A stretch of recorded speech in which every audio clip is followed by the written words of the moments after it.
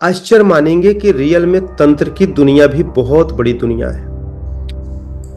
मैं तंत्र को बढ़ावा नहीं देता, पर बिल्कुल सच बात है कि दुनिया में तंत्र मंत्र होता है और वह काम भी करता है। तो जो तांत्रिक होते हैं उनको भी इन विद्या प्राप्त करने के बाद वो भी रात में परेशान होते हैं। प्रेत कभी किसी को मार नहीं सकता, परेशान कर सकता है। तो ये कौन सी आत्माएं होती हैं जो भूत प्रेत बनती हैं? सभी तो नहीं बनती। जब हम साधना करते हैं ना, जप करते हैं, जप नाम जप करते करते जो हमारे यहाँ वेव्स ऑफ फ्रीक्वेंसी पैदा होती है तो हमारे वेव्स काइनेटिक एनर्जी में कन्वर्ट होता है। तो जब काइनेटिक में कन्वर्ट होता है तो वेव्स टकराते हैं तो माइनस माइनस क्या होता है, प्लस होता है। तो जब वेव्स टकराते हैं तो डबल वेव्स की हमारी फ्रीक्वेंसी अंदर से निकलती है। ऐसा नहीं कि ध्यान साधना में ही हमारे अंदर लाइट जलती है, जप में भी होता है, नो डाउट। जैसे जो सिद्धियां करते हैं ये उनकी आत्मा और जमीर बहुत अच्छे से जानती है कि उनके बराबर कष्ट कोई नहीं भोगता। मरने के बाद वो आत्मा उनको अपने में कैद कर लेती है। तो जन्म वेस्ट जाता है? जन्म वेस्ट नहीं जाता, दोबारा जन्म मिलता ही नहीं है, क्योंकि आप तो जिंदगी भर प्रेत योनि में पड़े रह गए, लाखों वर्ष पड़े रह गए। जिंदगी में कुछ बातें ऐसी होती हैं जो हम केवल सुनते ही नहीं परंतु सुनते सुनते उसे महसूस भी करने लगते हैं। वो डरावनी आवाज़ें सुनसान जगह में रात को अचानक से किसी का सामने आ जाना फिर गायब हो जाना। आप देख रहे हैं अ सेंस ऑफ स्पिरिचुअलिटी और मैं हूँ लक्ष्मी महाजन।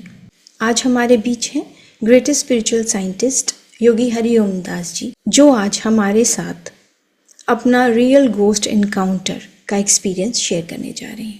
प्रणाम योगी जी। जी जी प्रणाम बहन जी, जय गुरुदेव। काफी अच्छा लगा आपके माध्यम से समाज को एक जागरूकता और वास्तविक जो जीवन की सच्चाई है वह सच्चाई से अवगत कराएंगे कि क्या प्रेत आत्माएं होती हैं। शायद आपका यही प्रश्न है जी।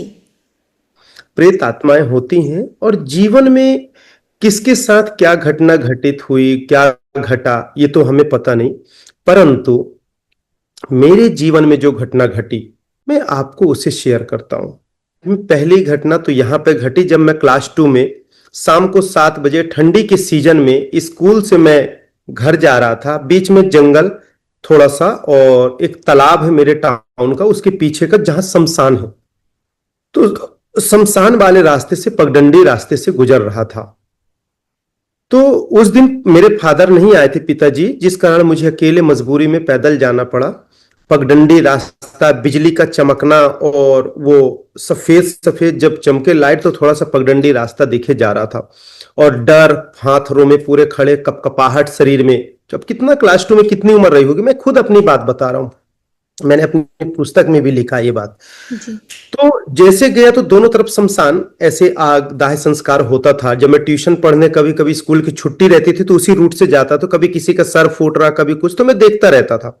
मतलब उस समय वो डर ही नहीं होता था, जैसे छोटे बच्चे के सामने स्नेक आ जाए, सर्प आ जाए, शेर आ जाए, उसको बोध ही ज्ञान ही नहीं है कि इससे ये होगा। तो जैसे मैं पहुंचा तो एक छोटा सा खंडहर मकान था, कोई नहीं रहता, और 2-3 किलोमीटर कोई मकान नहीं जंगल के अलावा। घना जंगल नहीं, यूकेलिप्टस पेड़ का, बीच से पगडंडी रास्ता। तो एक शमशान था ऐसे, और उससे एक छोटा सा बच्चा इतना सा निकला। धीरे धीरे धीरे धीरे निकलते निकलते वो बड़ा हुआ और एक नॉर्मल इंसान की तरह श्वेत वस्त्र में, धोती टाइप से पहने और ये पहने, और मेरे से 20 फीट के लगभग आगे वो खड़ा हुआ। और मेरे अंदर डर लगे तो 2 ही नाम आते थे, हे हनुमान जी स्वामी, हे शंकर भगवान, हे हनुमान जी स्वामी, शंकर भगवान। और डर और कपकपाहट, पानी का बूंदा बांदी, ठंड का सीजन, पैर हाथ के रोमे खड़े और कपकपाहट थी, और आगे थोड़े कदम रखते हुए मैं चलते जा रहा था। बिजली चमके तो रास्ता दिखे, इतना अंधेला।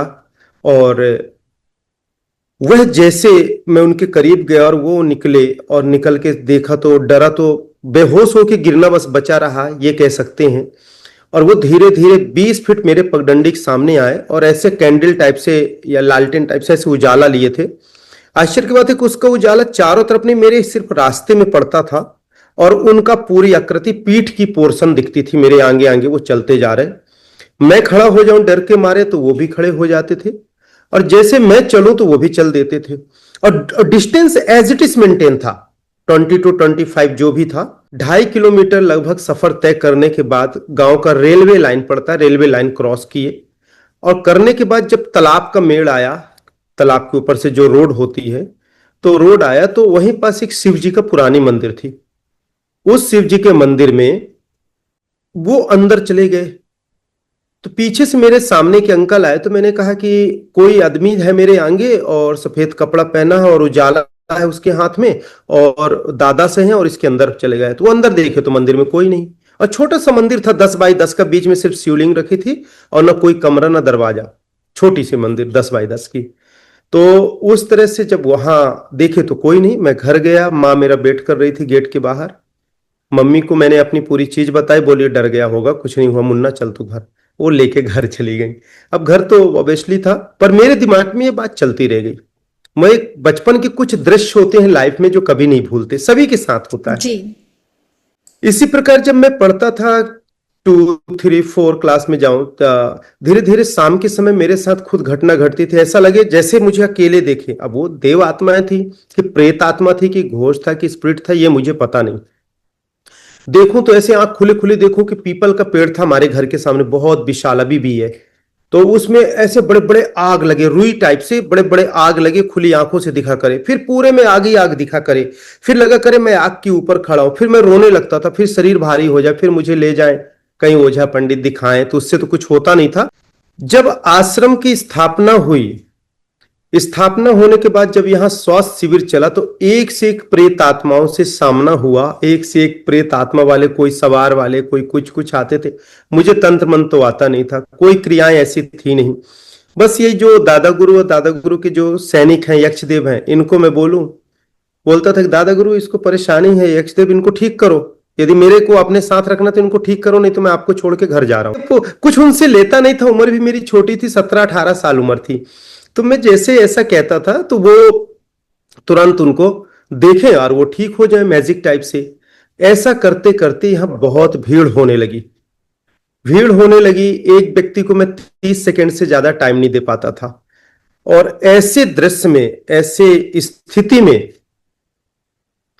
ऐसी स्थिति में यहां पर आश्रम पर एक से एक ऐसे प्रेत आत्माएं, ऐसी ऐसी स्थिति आई, ऐसे ऐसे आए, आप आश्चर्य मानेंगे कि रियल में तंत्र की दुनिया भी बहुत बड़ी दुनिया है। मैं तंत्र को बढ़ावा नहीं देता पर बिल्कुल सच बात है कि दुनिया में तंत्र मंत्र होता है और वह काम भी करता है।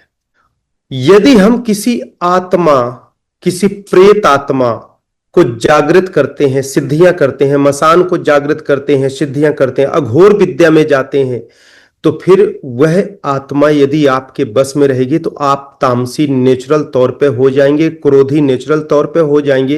एक बात कहना चाहता हूं कड़वा, अपना जन्म दिया हुआ अपनी औलाद अपने बस में नहीं रहती है जी। और एक शरीर और देह से परे, शरीर नष्ट होने के बाद ट्रांसपेरेंट बॉडी, एक सोल एनर्जी जो जिसके चेतना में, मस्तिष्क में मन की ऊर्जा हावी होती है, तो मन के अकॉर्डिंग चलता है वो, और बुद्धि और रियल की सोल एनर्जी अंदर दब जाती है, तो उसे हम प्रेत के नाम से जानते हैं। और ऐसी आत्माओं को जब तंत्र विधि से सिद्धि करते हैं तो उस आत्मा को अपने बस में करते हैं।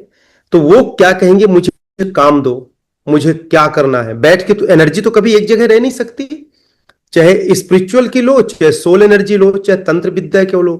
तो जब वह एक जगह बैठ नहीं सकती तो उसे कुछ ना कुछ काम तो चाहिए। तो जो तांत्रिक होते हैं उनको भी इन विद्या प्राप्त करने के बाद वो भी रात में परेशान होते हैं और फिर उनको काम चाहिए। तो वह इस कंडीशंस के कारण वो तामसिक बन जाएंगे, क्रोधी हो जाएंगे, अवेशी हो जाएंगे। फिर वो कई बार चेतना और सही सत्संग, सही ज्ञान न होने के कारण या सही ज्ञान प्राप्त न करने के कारण, संत महात्माओं के सानिध्य न जाने के कारण वह तामसी हो जाते हैं और धीरे धीरे उनके अंदर निगेटिव एनर्जी भरते भरते भरते वो निगेटिव के भंडार हो जाते हैं और वो आत्मा फिर उनके साथ प्रवेश करती है, लोगों का काम करेगी, नुकसान करेगी, परेशान करेगी। प्रेत कभी किसी को मार नहीं सकता, परेशान कर सकता है। तो वो परेशान करेंगे तो फिर वो क्या होता, धीरे धीरे उनका नरकी जीवन हो जाता है। और जो सत्संग वाले सात्विक वाले हैं उनका अच्छा जीवन रहता है, उनको सदुपयोग में उपयोग करते हैं। तो ये कौन सी आत्माएं होती हैं जो भूत प्रेत बनती हैं? सभी तो देखिए, नहीं बनती। हाँ देखिए, इसका यदि कॉन्सेप्ट आप जानना चाहते हैं, थोड़ा सा लेंदी है पर मैं एक्सप्लेन कर देता हूं। जब मेरा शोध चलता था अंतःकरण का और बाहरी दुनिया का, मेरे अंदर ये प्रश्न आया कि ये प्रेत आत्मा भी इस दुनिया में है, तो कभी ना कभी इसने तो देह को धारण किया, देह के बाद ये प्रेत आत्मा बना, तो आखिर क्यों ये प्रेत आत्मा बना? तो जो वर्तमान से हम सत्संग करते हैं, भक्ति करते हैं, पूजा करते हैं, गुरुजनों के मार्गदर्शन में चलते हैं, कौन? बाहरी आवरण वाले। अच्छे से समझिएगा, बाहरी आवरण वाले जब पूजा करते हैं तो किसके माध्यम से करते हैं? भक्ति मार्ग, हाथ के, पैर के, दृष्टि के, मुंह से, नाक से, और प्राथमिकता हम अपने बाहर के भौतिक शरीर को देते। अगरबत्ती लगाना, पूजा करना, नियम, प्राणायाम, ये सारे प्राणायाम तो अंदर हो पूजा। गए। भक्ति मार्ग, पूजा जी। पाठ करते हैं, पवित्र ग्रंथों का अध्ययन चिंतन करते हैं, ये हो गया बाहरी आवरण से। वह क्या करते हैं कि बाहर से ऊर्जा मस्तिष्क में लेके मन को सुकून प्राप्त करते हैं, जी और कहते हैं आज मैंने 4 पाठ नहीं किया, अरे आज मैंने ये चलीसा नहीं पढ़ा, आज मैंने ये नहीं किया, अरे मेरा मन अच्छा नहीं, क्योंकि उनका बाहरी आवरण उसके साथ अटैच हो गया, तो बसीभूत हो गए। जब वो बसीभूत हो गए, अटैचमेंट हो गए, तो फिर वो क्या करते हैं कि बाहरी देह में फंसे रहे। बाहरी देह में फंसे फंसे जब वृद्ध हुए, वृद्ध के बाद उनकी मृत्यु हुई, तो मृत्यु होने के बाद उनकी ऊर्जा बाहरी तो समाप्त हो गई, क्योंकि अब देह नहीं तो पूजा नहीं। जी।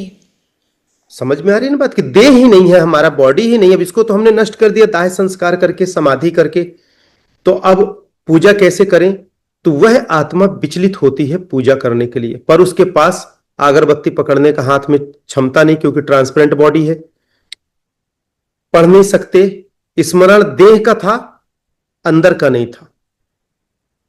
क्यों? क्योंकि उन्होंने अपने शरीर के अंदर जो लाइट बॉडी है, जो प्रकाश ऊर्जा है, उस ओर अपनी चेतना और ऊर्जा को नहीं लेके गए। अब बात आती है कि चेतना ऊर्जा और लाइट बॉडी क्या है, इससे क्या फायदे हैं?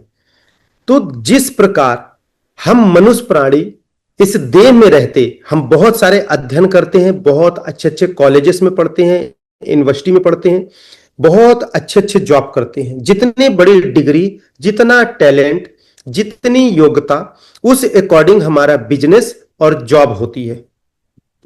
हम जॉब और बिजनेस में पोस्ट होगा अच्छे लेवल का, तो आपको कौन जानेगा कि अच्छे लेवल के पोस्ट है? जिनकी आपसे जरूरत पड़ेगी, जो आपके ऑफिस और स्टाफ के लोग जो आपसे डिपेंडेंट होंगे।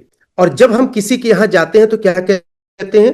अरे ये बहुत धनवान है, वो जो जा रहे हैं बहुत रिचेस्ट पर्सन जा रहे हैं, उनको बैठाओ बैठाओ, अच्छा इज्जत दो, रिस्पेक्ट दो, चाय लाओ, नाश्ता लाओ, ये लाओ, चाहे भले घर में एक बच्चे भूखे हो, पर हम उनका रिस्पेक्ट करेंगे। मतलब अपनी कैपेसिटी, अपनी कैपेबिलिटी से ज्यादा उनको प्रेजेंट करने का प्रोत्साहन देने की कोशिश करते हैं। किसको देते हैं? बाहरी आवरण को। तो जिस प्रकार हम देह में रह के संसार में जितना धन दौलत ऐश्वर्य सम्मान कमाते हैं, उतना हमारा इज्जत शोहरत बढ़ती है, रिस्पेक्टेड होते हैं। ठीक इसी प्रकार हर मनुष्य प्राणी का दूसरी दुनिया है, जहां पे देह नहीं है और हम हैं। हर इंसान का देह नहीं है, यह छितजल पावक गगन समीरा 5 एलिमेंट्स की बॉडी नहीं है, और वो इंसान है। और जब वो इंसान है तो उसके पास कौन सा धन होना चाहिए जिससे वह रिस्पेक्टेड रहेगा? जी। एजुकेशन काम करेगी वहां? नहीं। आपका संसारिक रुपए, पैसे, गोल्ड और ये प्लेटिनम और डायमंड काम करेंगे? नहीं। नहीं। इसीलिए धर्म शास्त्र, अध्यात्म, हमारे गुरुजन, हमारे बड़े बड़े ऋषि मुनि, किसी भी रिलीजियस में जाएंगे, आप एक चीज सबसे ज्यादा पाएंगे। क्या पाएंगे? कि बेटा ध्यान करो, साधना करो, शरीर के अंदर प्रकाश को जागृत करो, लाइट को देखो, प्रकाश को देखो। आप जापान जाइए, कैंडल को रख के कॉमन बैठ के सब लोग करते हैं। बुद्धिज्म में जाइए, मेडिटेशन करके श्वास पे एनर्जी को लाइए, लाइट को देखिए। क्रिश्चियन में देखिए, आप यदि जाएंगे चर्च पे जाएंगे तो कैंडल जलाओ, कैंडल को हमको प्रेरणा देती है कि वो लाइट हमारे अंदर है, उस लाइट को देखो, just like a soul body. But हम उसको न देखें, बात अलग है। हर मनुष्य प्राणी के धर्म के साथ एक चीज जुड़ा हुआ है, अंदर का प्रकाश, अंदर की ऊर्जा, अंदर का चेतना, और अंदर का ऑरा, बाहर का ऑरा नहीं, सराउंडिंग एरिया लाइट का, वेव्स का। तो जब इंसान हम मरते हैं, मैं अपनी बात कर रहा हूं, उसके बाद उनका ना तो धन साथ में जाता ना दौलत जाता, तो उनके साथ क्या जाता है, उनके जीवन में संचय किया हुआ साधना के माध्यम से जो लाइट एनर्जी को वो रिकवर करते हैं, रीजनरेट करते हैं, जागृत करते हैं। और अंदर जिसके पास जितना प्रकाश रूपी ऊर्जा, वो उतना रिचेस होता है। जी, कहते हैं ना हमारे साथ हमारे नाम की कमाई जाती है ऊपर। हाँ, कि जब हम साधना करते हैं ना, जप करते हैं, जप नाम जप करते करते जो हमारे यहाँ वेव्स ऑफ फ्रीक्वेंसी पैदा होती है, जैसे आप मुझे एक स्पिरिचुअल साइंटिस्ट कहते हैं और भी लोग कहते हैं, तो मैं एक इसका रिसर्च दूं, तो जो उसमें फ्रीक्वेंसी पैदा होती है तो हमारे वेव्स काइनेटिक एनर्जी में कन्वर्ट होता है। तो जब काइनेटिक में कन्वर्ट होता है तो वेव्स टकराते हैं, तो माइनस माइनस क्या होता है, प्लस होता है। तो जब वेव्स टकराते हैं तो डबल वेव्स की हमारी फ्रीक्वेंसी अंदर से निकलती है। जैसे अच्छा आग लगा हो और उसमें पानी का छींटा मार दो तो वो अपनी पूरी ताकत से चढ़ाएगा, या अच्छा आग लगा हो और उसके अंगार को अच्छा खूंथ दो, डिस्टर्ब कर दो, तो छोटे छोटे तिनके तिनके स्पार्कल होके निकलते हैं, एनर्जी अलग निकलती है, जो अलग, वो आग की लौ अलग दिखेगी, स्पार्कल अलग दिखता है। ठीक उसी प्रकार से जब हम शरीर के अंदर ऊर्जा को जागृत करते हैं, तो जप में तो ये चीजें होती है, तो उसमें भी प्रकाश पैदा होता है जो शरीर के अंदर अप्रत्यक्ष रूप में संचय होता रहता है। जी, ऐसा नहीं कि ध्यान साधना में ही हमारे अंदर लाइट जलती है, जप में भी होता है, नो डाउट, यदि करने का तरीका है तो। और करने का तरीका नहीं है तो कहीं भी कुछ नहीं मिलने वाला, चाहे वो साधना में दिन रात बैठे रहे, चाहे जप में बैठे रहे, चाहे भक्ति में बैठे रहे, चाहे कहीं भी बैठे रहे, चाहे उल्टा लटक जाए पेड़ से। टेक्निक, ट्रिक, निस्वार्थ भाव और कराने वाले गुरुजन का सही मार्ग। तो जब हम अपने होल लाइफ में साधना, पूजा, समाधि साधना, ध्यान साधना में मुख्य रूप से करके जब हम अंदर की जितना प्रकाश ऊर्जा को जागृत करेंगे, वो प्रकाश ऊर्जा आपका मरने के बाद जो आपकी सोल बॉडी है, एक अवस्था बनती है जिसमें महाकारण शरीर बनता है, जिसमें हूबहू मनुष्य आकृति की ओर बन जाता है।